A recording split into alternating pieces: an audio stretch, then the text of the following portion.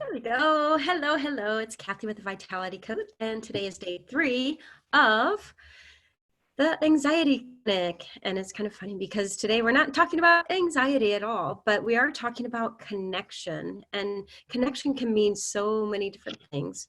I think right now we have an unprecedented opportunity where the entire globe has been shut down, and it's almost as if we've been given this amazing time to go within, be quiet, step outside of what our normal is so that we can get an outside perspective of our own lives. And so I think one of the most important things that we can do is ask ourselves, like, say in 2 months, when we're finally on the other side of this thing, we're able to go out again, what would it take to look back on this time now and say, I really made the most of this quarantine time?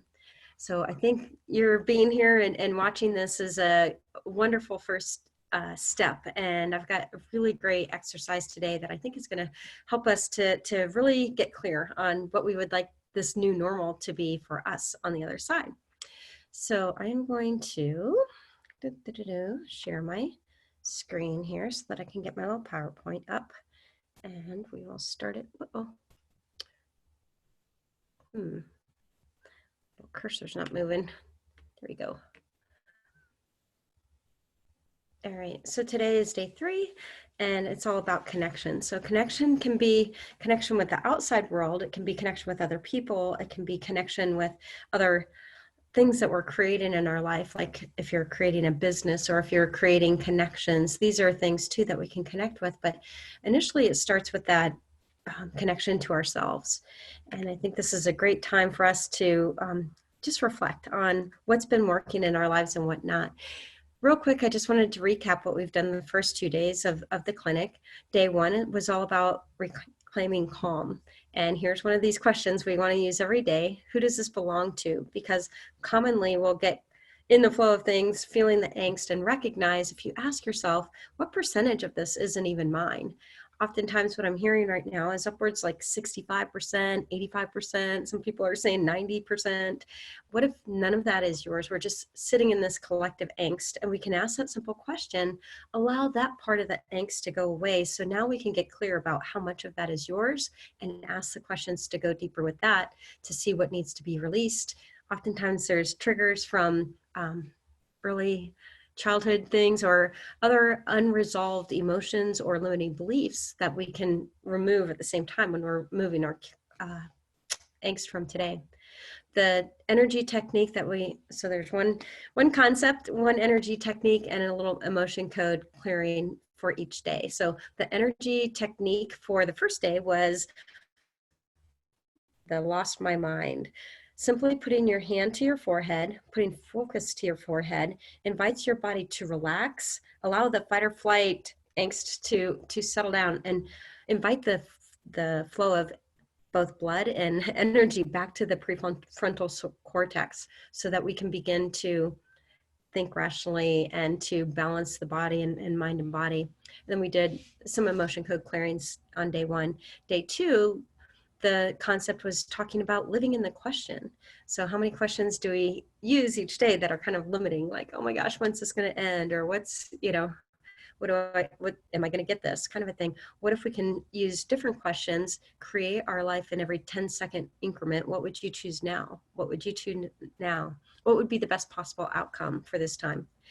So those were some of the questions we asked around focus on day 2. The technique on day 2 was the quicker EFT. So that was the releasing and letting it go, release and let it go, release and let it go, release and let it go. And then we ground with a word like calm. So that was the quicker EFT technique. And then we did the emotion code. So let's just start real quick with a heart coherence. And again, coherence is something we're looking to get into right now to help scatter some of the fragmented energy that we're all kind of subject to right now. There's a lot going on out there. So we kind of need to deepen in our practice, stay centered in our hearts. When we can breathe into that heart space, the heart is actually 60 times stronger electrically and upwards of 5,000 times stronger magnetically than the brain. That information comes from HeartMath, and I highly recommend you check out HeartMath. They've got all kinds of resources there for how we can come from our heart. I think that's one of the big shifts that we're in these days, is to shift out of the masculine space of being smart, figuring it out, pushing, getting the right answer, that big cosmic shift into this beautiful space of flow with the divine feminine. So when we can come from our heart space of unconditional love and expand out from there, what our intentions are, allowing things to flow with ease, being aligned with our gifts, knowing we're in contribution to others, that's a space that has that beautiful flow between the heart and mind and expressing who we came here to be. So anyways, let's do a quick heart coherence around that. Let's sit up tall, taking a nice deep breath, breathing as if you're breathing in and out right through the heart space. Your heart itself is breathing. Each moment is new. So as we inhale, think of breathing in this new moment, new opportunities, new perspectives. And breathing out some of the angst that just doesn't serve us right now. Breathing in the new. Nice deep breaths, and breathing out all the craziness. Now put your hand on your heart, and as you breathe in, think of something that's brought you joy lately. Maybe it's something silly on Facebook. All the children, little videos have been posting have been so fun. Allow the joy to fill your heart. Breathing in joy.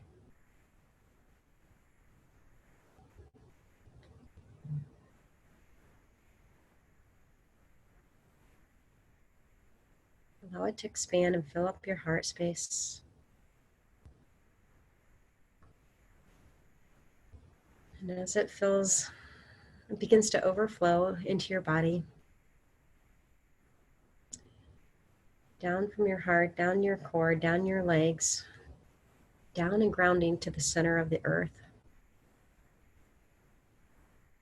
It's where everything is connected, that grounding center of Mother Earth, healing us, rooting us into the truth of who we came here to be,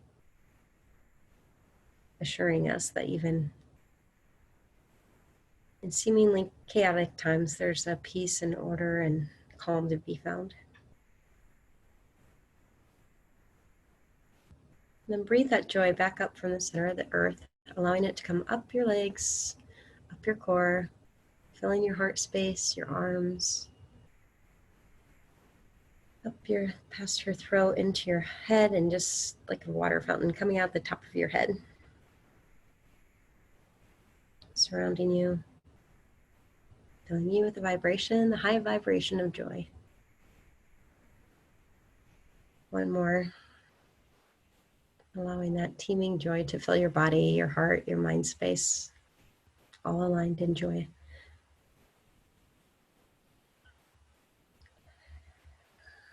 Cool. A nice little breath, and we can come back and dive right into today's juicy stuff. So Neil Donald Walsh, if you know him, he's the author of Conversations with God. I have to say that book came into my life. Sometimes I think we ask and the answer is given. That was a book that dropped into my life just at the right time after my divorce, and it was a dark night of the soul. It was really a life changer for me. But he had this quote that I thought was really striking. He said, 98% of the world's people are spending 98% of their time on things that don't matter. And I think that's one of the great opportunities of this reset time right now, where we've got nothing but time to sit and consider what are the things that matter most to us, kind of recalibrate. It was interesting. I was talking about it yesterday about when the shutdown happened and I was speaking to some people, they were saying, oh, I was supposed to go to a wedding, or, we had these plans coming up, and then they would kind of confess, they're like, I'm kind of relieved it didn't happen. So the question I'm asking now myself, and I ask of you now, is how much of the schedule that we've created is actually planned out of obligation or the ways in which we think we're doing the right thing, being considerate of other people, but oftentimes we're leaving ourselves out of the equation. And it's part of the collective programming up until now. It's better to, we've been taught it's better to give than receive. And yet to its extreme, when we're constantly giving, we're not going to be able to replenish our own, the wellspring of vitality that we have for ourselves. So I think that's one of the big messages I'm thinking that we can get from this time now is to recognize, to just include ourselves in the equation. It doesn't have to be in a selfish way, but I think sometimes we're looking and waiting for somebody else to give us permission to do self-care or consider our own priorities. So consider this your official permission. You are granted permission to take this time to do that reflection. Because I love that quote, is it Howard Thurman talks about go and find the thing that brings you truly alive, because what the world needs now is people who have come truly alive. So we're aligned with who we are and doing things that bring us joy. We can fill that box up to be able to share so much more of who we are, and we'll have much more energy to share with other people too. And it becomes like a domino effect. And these things, it's kind of funny, because if you make a list of some of the things that you haven't done up until now that you wish you'd been making the time for, a lot of these things can just take like an hour or 2 hours out of the week. So it's really, we're thinking that it's something that has to be pushed off till someday, but they're actually things that we can do now. I heard a really heart-touching example of this. A couple, and they had 2 kids, and they were busy both working. They recognized that they were doing everything for the kids and doing everything for the work and fulfilling all their roles and their obligations in all their lives. But what was falling apart was their time for themselves. So the romantic life was kind of falling apart. So they were talking about, like, what are some of the things we used to do when we were courting and life was good, love was beautiful. And they recognized that they really enjoyed having some time to themselves, but also getting outside and hiking. So what they decided, the dad took the initiative and said on Wednesday nights he was going to come home from work, and it only took him like an extra half hour, an hour earlier than his normal 8 hours that he was working. And he would take the kids and the neighbors' kids, all 4 of them, the 5 of them would go for a hike on Wednesday nights. And it became like this thing that would just light his life up. He was looking forward to this hike with the kids on Wednesday evenings. And it accomplished so many things. It gave him something to look forward to. It gave him the movement and connection with nature, the time to connect with his kids, which was really important. And it also gave his wife valuable time for her to have some time so she could connect with herself and do the self-care things that she didn't have initially. So this one simple little act, maybe took 2 hours out of their week, became like this great domino effect of positiveness and awesomeness in their lives. So what are some of the simple little things that we're thinking? Maybe we make the list of things I don't have time for, and that's exactly the exercise that we're going to go through here. So I love this thing. I just discovered a woman by the name of Sam Horn. I saw her interviewed on Gaia TV, and she calls this the happiness box. So I invite you to take a piece of paper and draw this very box. We'll number the boxes 1, 2, 3, and 4. The first one is what we want to do. The little cursor's not running, but the box number 1 essentially represents what you want to do that you're actually doing. Number 2 represents the things that you want to do that you're not doing currently. Number 3 are those things you don't want to do, but you're doing anyways, like the people going to the weddings that they don't really want to go to. And then number 4 is those things that you don't want to do, but you're not doing. So that one's a little tricky.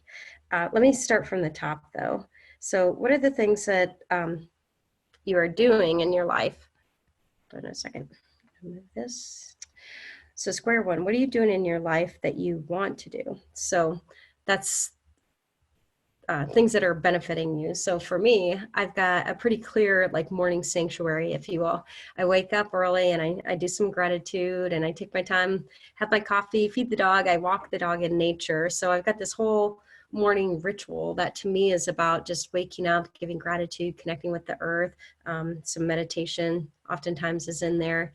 And that is something that I constantly do.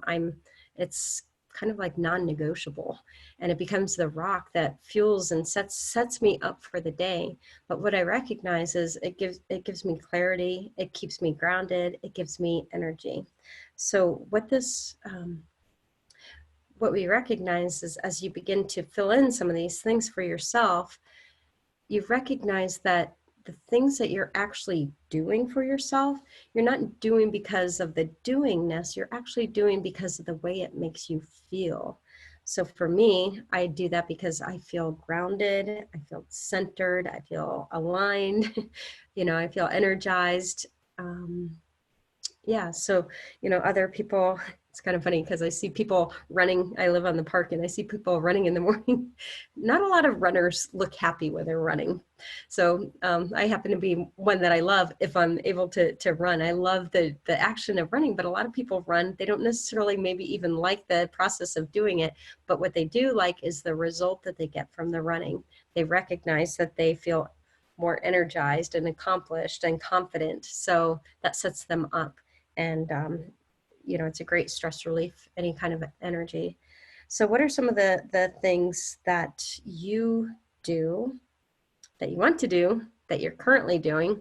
Maybe there's some kind of classes that you're taking, or you do yoga, or those kinds of things. So make a list of, and it doesn't have to be long. There's 3 or 4 things that you do regularly for yourself.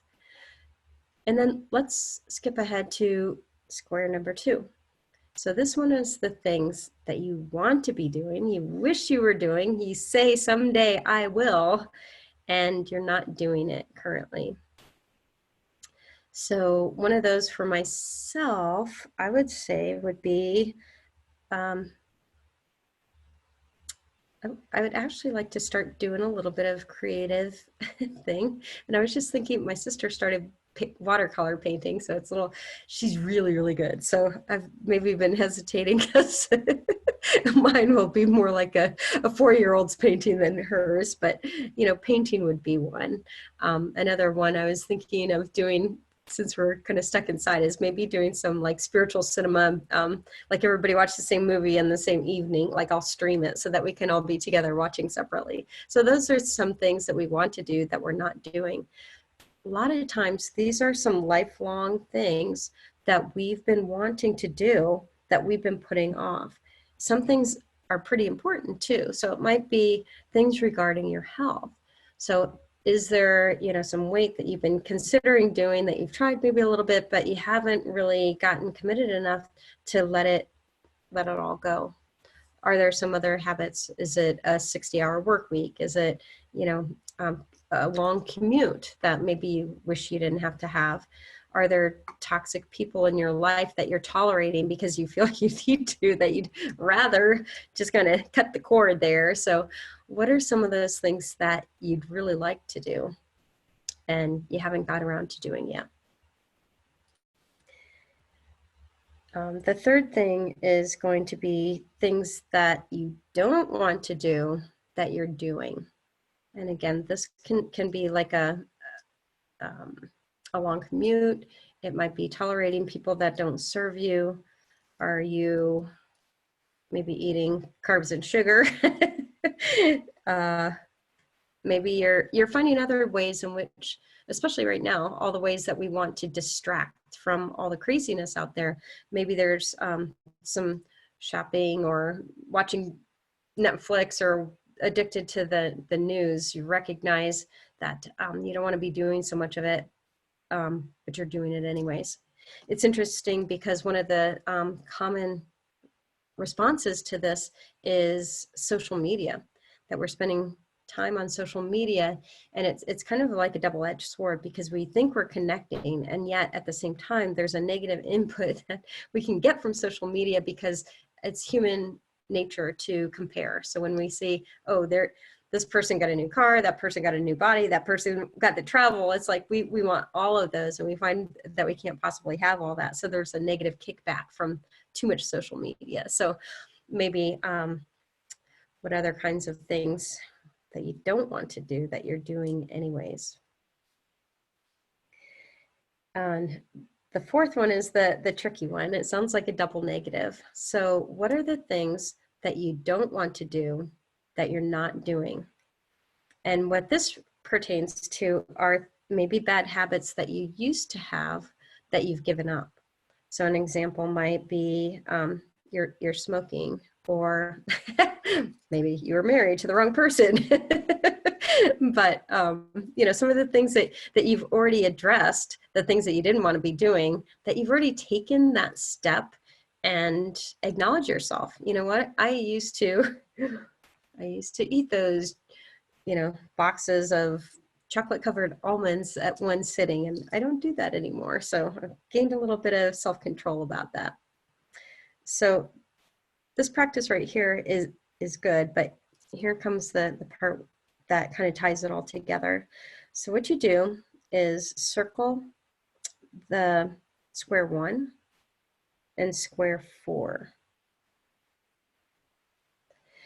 And essentially what these are what's right with your life. So these are the things that are actually contributing positive energy and adding to your quality of life right now.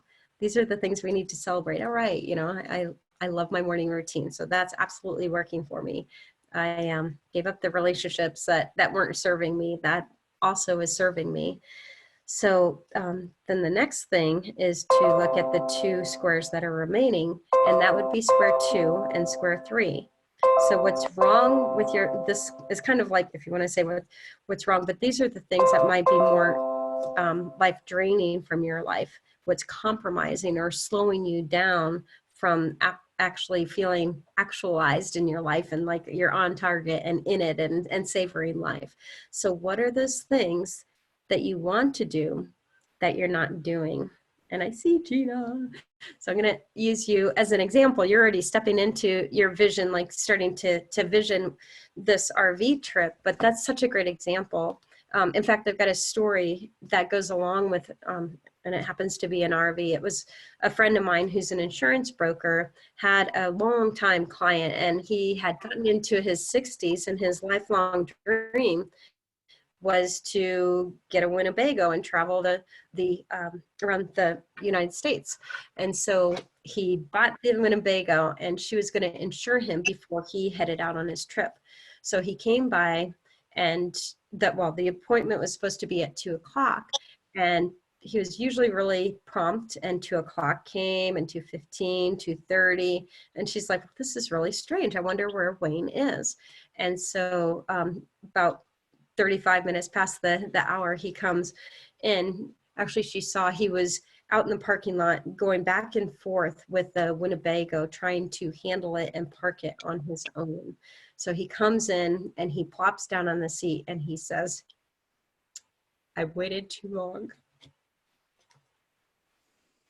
So I think we're very fortunate. We're kind of the generation that's outside of that. You know, I think it's more of our parents that really worked that 25 years to face that retirement and be able to realize their dreams at that point in time.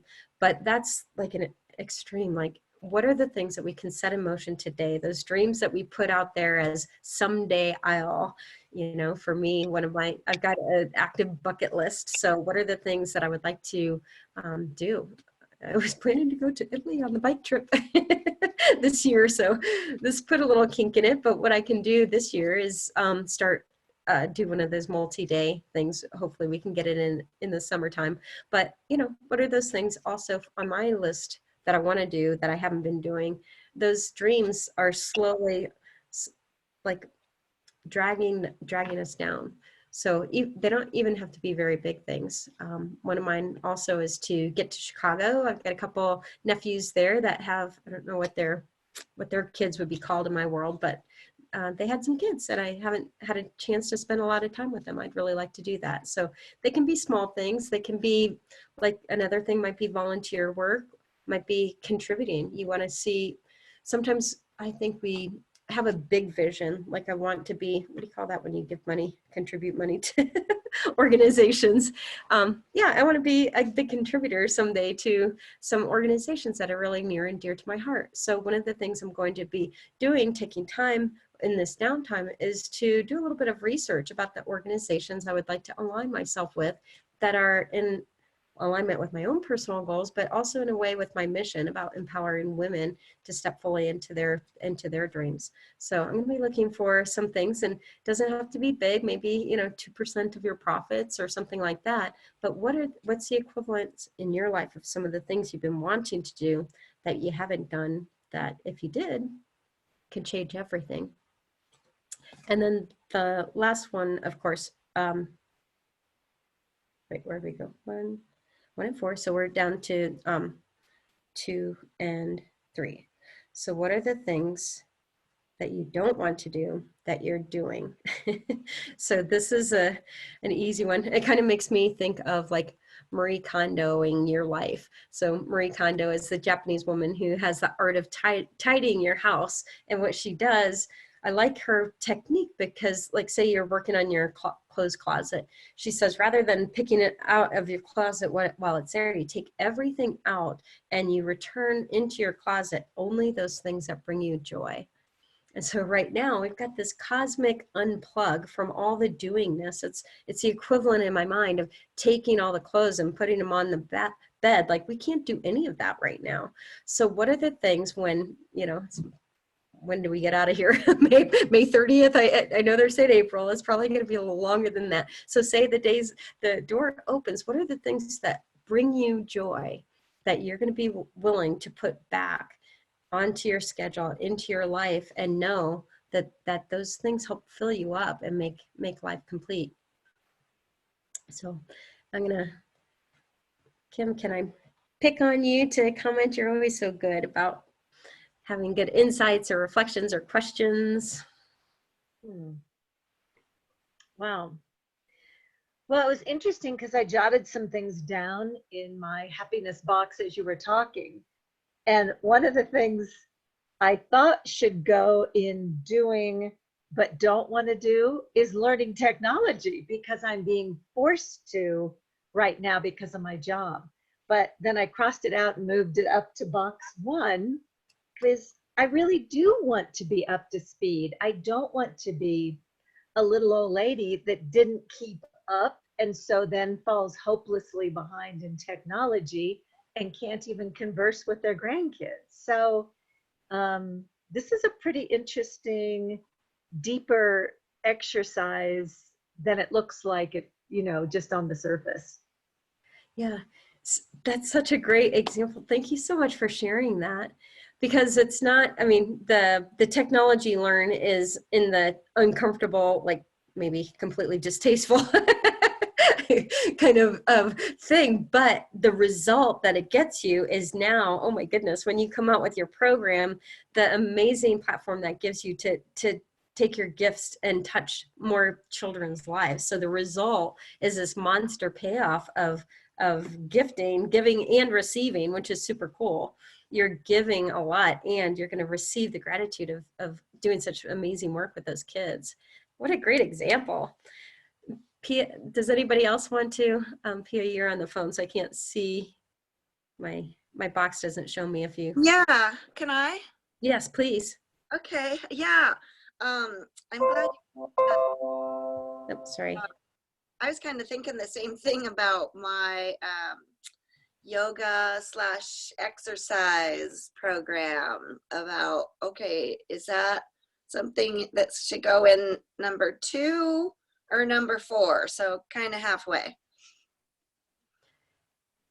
And because, yeah, I do have trouble focusing on the end result and doing the yucky stuff to get there. So this would be a really good way to get clear on that. Yeah, that's great. I heard somebody say, in terms of, we either have results or we have reasons why we didn't do it. And it's like, oh, I don't have time, I don't have money, I don't have space, whatever. But good, very good. yeah, when we when we get to the feel the fruits of where we get to with some of these activities, it can take away the angst or the pain of going through the process to get there. Um, it's kind of funny. I have a very, we talk in terms of the inner child, and I've got a very developed inner teenager that can be very cheeky. And so when I think I'm working a lot and not allowing myself to get out and play, and play to me looks like mountain biking in particular, when I don't get that, oh my gosh, does she get cheeky? So in a way, this box actually helps, because what I can do is speak with her, rationalize with her, and assure her what we're going to do. And this is something I need to work on as well, is making that more non-negotiable, of just knowing that what I'm going to do moving forward is, now that especially spring is here, 2 half days, 2 days I'm going to leave work at like 4 o'clock, and that's really only an hour or so before I would normally leave, and allow myself 2 weekdays to go for a mountain bike ride.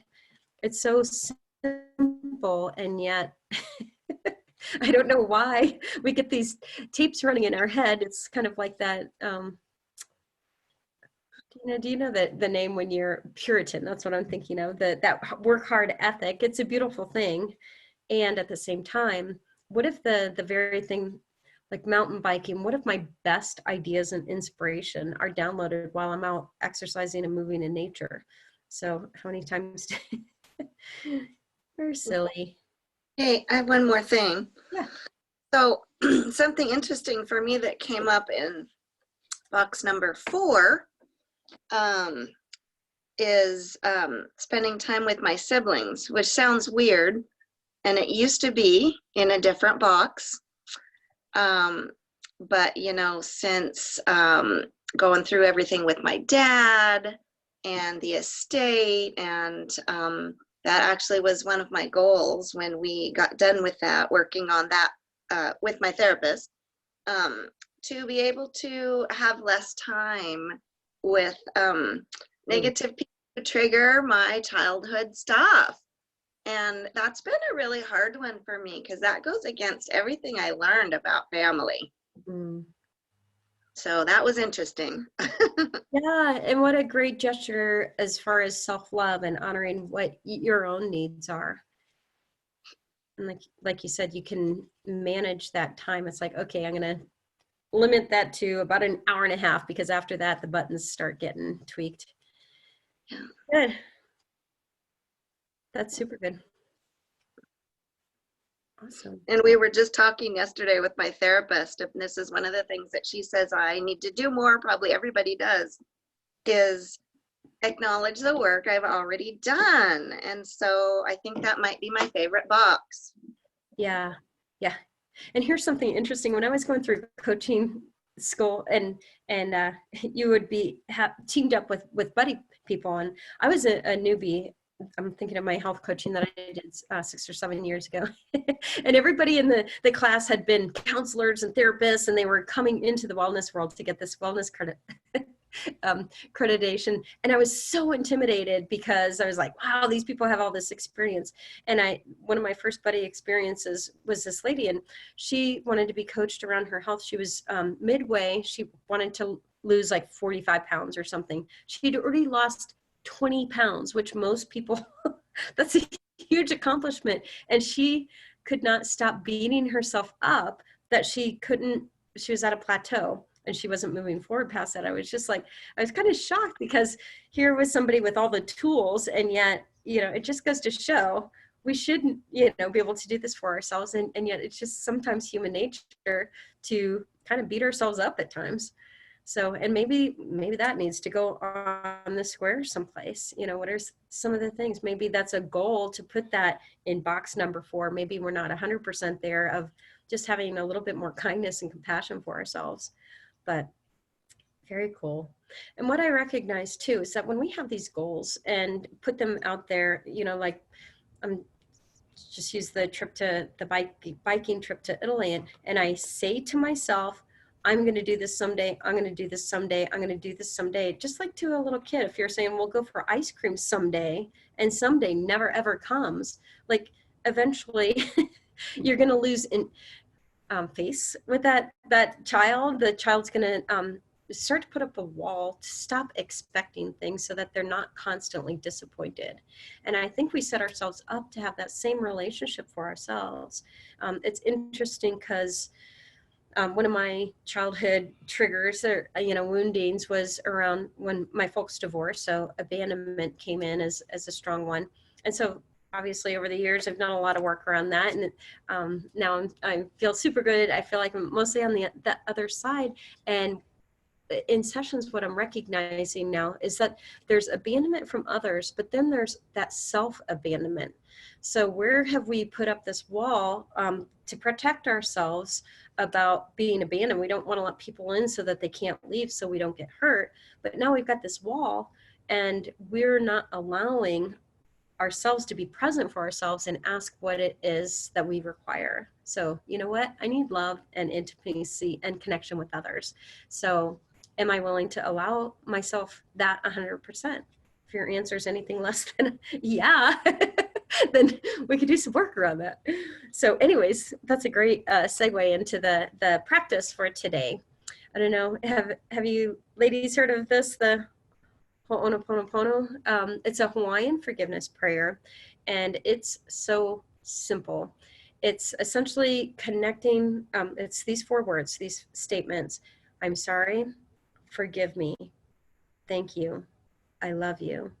And what you do, and I recommend doing this kind of like creating your marinade before you go to bed in the evening, of doing this practice before you go to bed, because when you're asleep at night for 8 hours or whatever, however many hours that you're sleeping, our conscious mind kind of gets to rest and our subconscious gets to soak this in.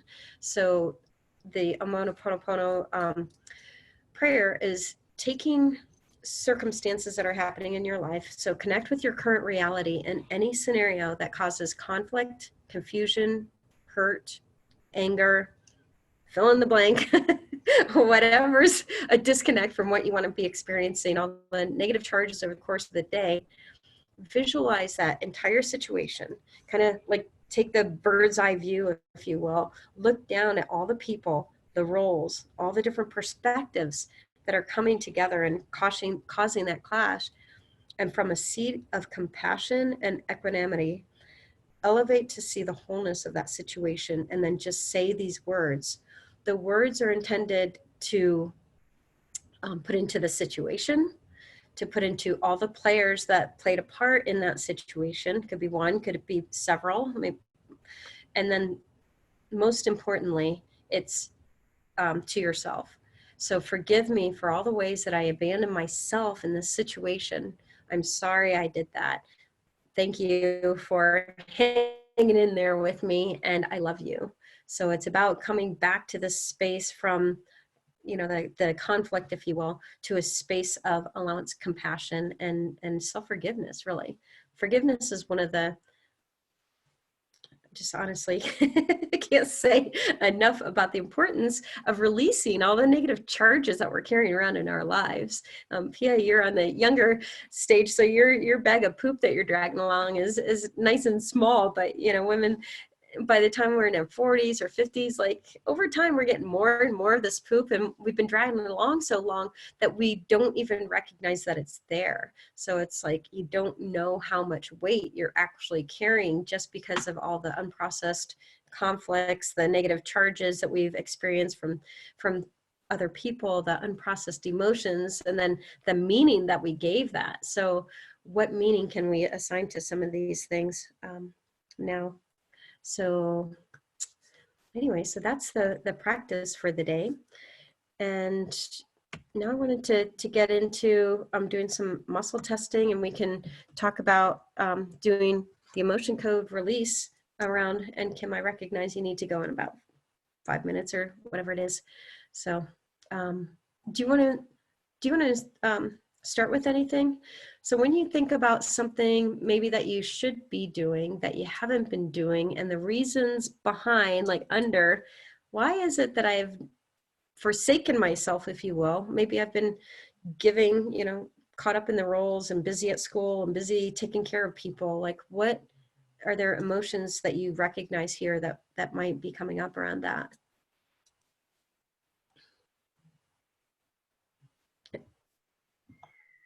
Well, the big one is I literally have not left my house in days. Which, I mean, we're supposed to be at home, but I could be in nature. But yes, I felt so much like I just have to get on top of this technology. I have to get ready. And it's job related, feeling that, but I don't know what that feeling is called. Sort of a hamster wheel feel. That is a good one. And I'm guilty of that, of just feeling like I can't play until I get this blank done. Right. And it's not going to be done for a while. And it hasn't been done in days. But that's obviously, I would perform better if I took the time to go outside and be replenished by nature. Yeah, it's a word that I don't think is even on here. It's like it's like being driven. Yeah, I was thinking of the word overdrive. Yeah, overdrive. That's a good one. Yeah, I'll take that. All right. Gina, do you have anything that you would like to throw in the poop pile? And Pia, feel free to jump in anytime. Like I said, I can't see your, oh, I think we just lost Gina. Oh, okay, I'm still here. For me, it's definitely failure, I would say, because that's the one thing that's holding me back to do things. And I think, oh, if I'm going to do that, I might fail. So I better not do it because someone else might love about me or not take me serious or stuff like that. So failure is definitely my piece of that thing. Yeah, for me, I'm throwing in unworthy. So we'll do all of ours. Gina, do you want to chime in there with something? Okay, hit the right button this time. Mm-hmm. Yeah, I have been, well, what I wanted to do is very different than what I am doing with my time. I'm just distracting and drinking wine and watching Netflix and talking on the phone instead of doing my organization home projects that are on my list. So procrastination's a big one for me. Yeah, procrastination. And so how does that make you feel now that you've come to that? What's the feeling that comes up when you think of? Oh, like irresponsible, wasting time, unmotivated, unproductive. Yeah. So we put lots of labels around that. And so one of the invitations I would like to put out, and again, I'm as guilty as, as everyone in this is, and I like the word overdrive actually, is I see out on articles that I'm reading about how to be productive during this time. And it's like, I would say just the opposite. I think this is about time of reestablishing. It's like the flow of yin and yang. And so recognizing that there's a real part of you that requires that red wine and Netflix time. And so how can you honor a little bit of both? So how could you, and maybe it's as much as, could half an hour of organizing, if you've got 3 goals, maybe organizing and writing or whatever you said, washing the car, if you've got these 3 goals, maybe if you just set an hour, okay, hour time, I'm just going to do something that kind of sets progress in motion, if you will, because we're actually physiologically wired to be making progress. It's interesting because when we talk in terms of success, it's not even the success that we're after. It's actually the progress working towards the goal that lights us up, if you will. So that's a good one.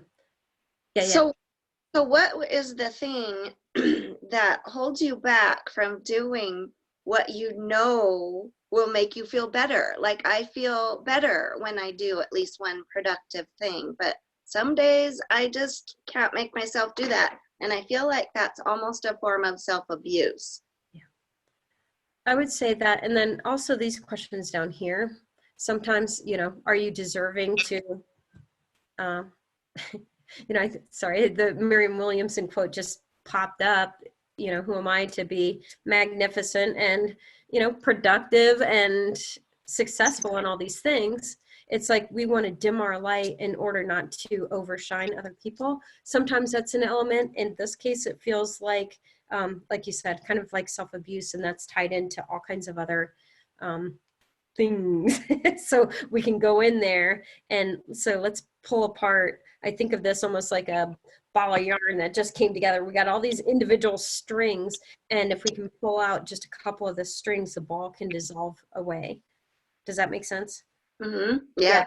But it's rooted in all the self-judgment of things, and oftentimes comes from that those kid days of, so whose love when you were a child did you want so badly that you never got?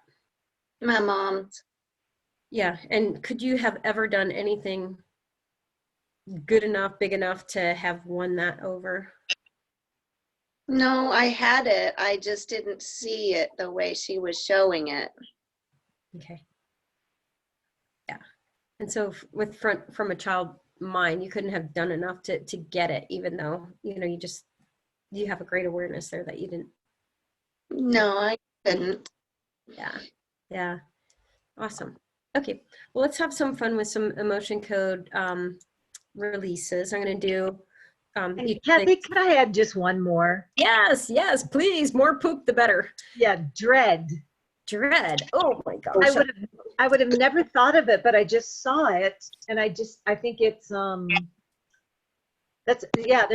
that sort of ties into the fear of the unknown and will I be successful? And even if I didn't procrastinate, which that's one of mine too, would it even make a difference? Like it's such a black cloud that I think we could clear that. Yeah, that procrastination is really rooted, like Pia said, back into the fear. And again, this is years of my program. My dad was really good at making us believe that, you know, we wouldn't amount to anything, that like, go be safe. And oh my gosh, I've been trying to break out that pattern for years, that we procrastinate because if we don't put it out there, then we can't be judged. And ultimately what we're afraid of is that if we're judged, then we'll lose connection from the past, and that connection and being loved and having significance is like one of those primal needs for us. Back in caveman days, if you were away from the tribe, like you're not going to be able to survive on your own. So it's that primal brain that fear gets triggered, and it obviously is quite real in limiting us from what we're willing to do. So, and again, you know, especially these days as we're creating a new reality that's never existed before, we need to find innovative different ways to source our confidence to move forward in the face of, like, there's no proof that this is going to work. So yeah, so let's want to make sure, help me figure out if I've got all the things. So I was thinking dread, fear, anxiety, self-abuse, I'm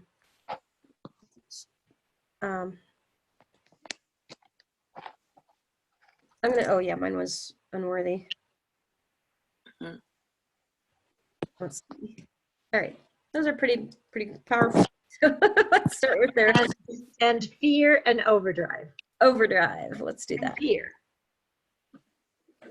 Or failure. That was P, is failure. Oh, yeah, yeah.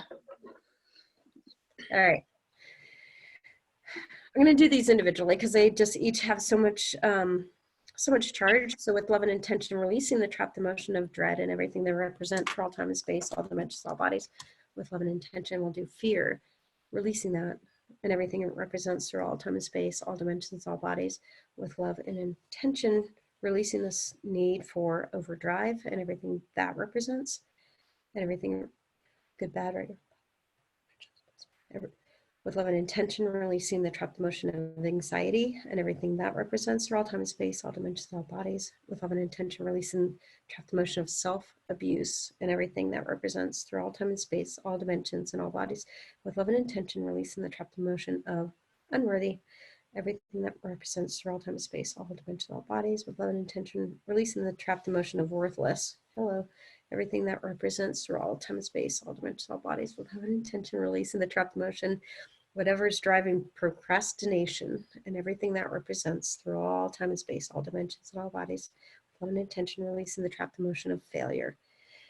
and everything that represents through all time and space, all dimensions of all bodies. I'm going to add in a couple more that just popped in. With love and intention, releasing the trapped emotion of helplessness, everything that represents through all time and space, all dimensions, all bodies. With love and intention, releasing the trapped emotion. It's that whole box. Lack of control right now, everything that represents for all time and space, all dimensions, all bodies. With love and intention, release the trapped emotion of low self-esteem and everything that represents through all time and space, all dimensions, and all bodies. And obviously you can do this kind of work for yourself. So if there's more that pop up that is like, wait, don't forget me, feel free to do that same kind of thing for yourself. You can do it with just with fingers, or you can use a magnet of any type, even just a normal regular refrigerator magnet will do it. But the idea is that the magnet magnifies the intention. So it allows us to release.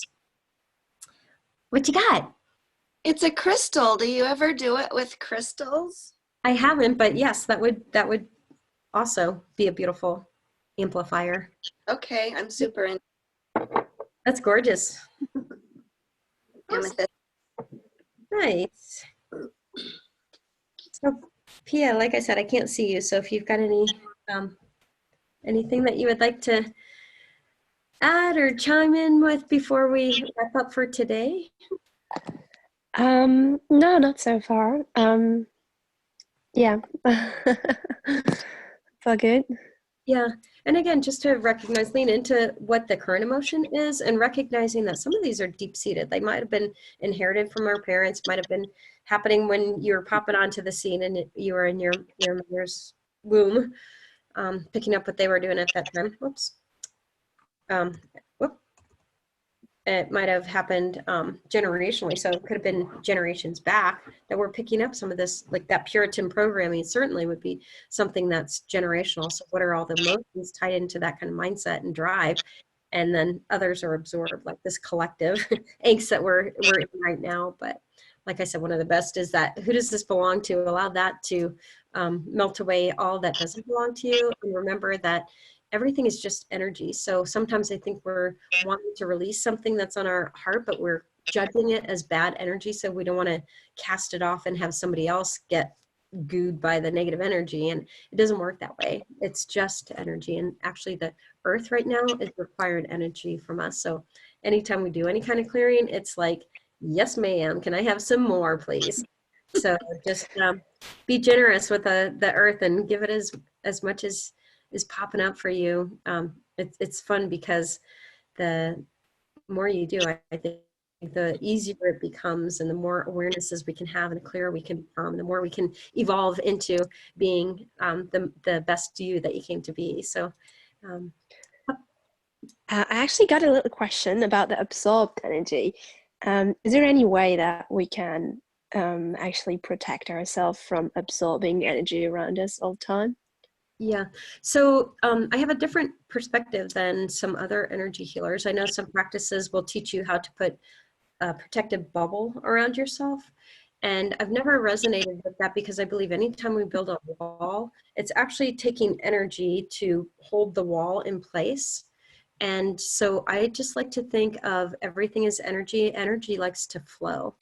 And so rather than putting resistance up to anything, which is going to amplify conflict and contrast, if you will, anything you're pushing against, anything you're saying you don't want, like the universe, it's almost like saying to a dog, we're not going to go for a walk now. We're not walking. We're not going outside. All the dog hears is, we're going outside. You know, so the universe is the same way. So if you're saying, I don't want that dark energy, and we're judging the energy is dark, you're actually keeping it in your own subconscious. You know, I'm protecting myself from that. So I like to do just the opposite. If you feel like you're at the effect of some energy, is there something in particular you want to presence, or I'll talk about anxiety right now? No, that was just in general. Yeah, okay. So if somebody, let's just say there's a naysayer at work or something, and all that negativity that they are, oftentimes I like to look with compassion at the person who's casting it and just see beyond the facade of People who, what's it saying? Like people who wound others are wounded or something. So I look at compassion of like, wow, that person really had something gnarl their brains up to be so ugly. But recognize too that they're casting energy. We're judging the energy as negative. Go ahead and rather than trying to block the energy or push back, go ahead and channel that energy right through you. Allow yourself to be an open conduit for it. And I like to think of it coming right to me and right out the back, and recognizing that. And if you need to call in a helper, if that helps you kind of rationally think of it, a lot of people have healing angels, or some people, like the assistance of Jesus Christ, or whoever your entity might be. I don't feel like I need a co-pilot on that, but just pulling the energy. Do that in I don't know if you're able to get out at all, but you can play around with that at the grocery store. Like say you're in line or you see somebody in the vegetable department and you can tell they're having a rotten day. Just pull energy from them. And there's no like trick to doing it. We just have to think and be aware of inviting energy to flow to us and back through us. If you really want to have fun, you can drop little love bombs on them and say, oh, you're so pretty, or I love you, or my friend says, oh, I'd have sex with you. And if you just pull that energy and play with it, you'd be amazed how quickly they'll kind of be like looking around like, who did that? So play with it. And again, just recognize that energy is neither good nor bad. And just know we're all sorcerers, and the more you play with these tools, the better you'll get with it. And again, I think that the other thing I like to do is, I call it futurescaping, but I don't know if you saw the movie The Secret, but the example that they gave there, that the fellow was gay and he was getting picked on at work. And so rather than putting resistance up to everybody, what he did was vision what he wanted to feel. So I think sometimes we're given contrast in our life so that we get clarity on what it is we do want, because we've been kind of lazy not getting clear on what we want. The universe can't give you what you want if you're not clearly saying, what I want is this trip to Italy. What I want is harmony in the workplace, where people, I feel connected and appreciated for my contribution. So that's what he really wanted. And rather than pushing against what he didn't want, visioning what he did, he ended up he was looking for another job. So he was making it hard and, trying to make it happen. And then once he started picturing the feelings that he would have, and again, it's kind of like that results we were talking about, the result would be, again, feeling appreciated and part of the team and recognized for his accomplishments within the team. He got transferred to another department unexpectedly, something he couldn't have orchestrated in his own mind. And that's how everything resolved for him. So yeah, I think getting clear on what you do want to experience rather than the push. But recognizing too, one of the little mantras I'm using for myself, because I'm recovering perfectionist and that served me well as dad's gone. Little girls sometimes become strong and independent, self-reliant. We don't want to depend on anybody, and you become perfectionist. Like, did you ever meet anyone who's perfect? Pretty much no. So I'm using the mantra for myself of I'm progressing. I don't need perfection. So would you be willing to know, kind of like this time right now, this is not a perfect time, but how can we be progressing and still allowing it to be used for positive change and personal growth? So yeah, good stuff. Awesome. Did you send the email with the link for the recording, or how did we access that again? Tell you what, I will, as soon as this call, well, actually this afternoon, I will put it on YouTube. I've got a link to it, and I recognize that I might not leave the call there. So let me put it on YouTube where it can live for a longer time, and I'll send those out this afternoon. Yeah, I don't want my face on YouTube. Oh, okay. I'll put it as a private, so it's not like public that anybody can get to it. Because I was telling Joan how good it was yesterday and I wanted her to go look at it, but I didn't really know how to tell her how to find it. Okay, yeah, I'll list it as private, so it's not just out there. You send an invitation or something? Yeah, yeah. So Oh, okay. only people who have that link can access it. Perfect. Thank you. Yeah, good stuff. Thank Well, thank you for coming and And then, participating. what was that she said? All right. Well, very good. Thank you for coming and contributing your energy. And I just know all this crazy stuff is happening for, our higher good somehow. Sometimes things we can't possibly foresee. This too is an opportunity for us to get clear and start moving for it. So awesomeness.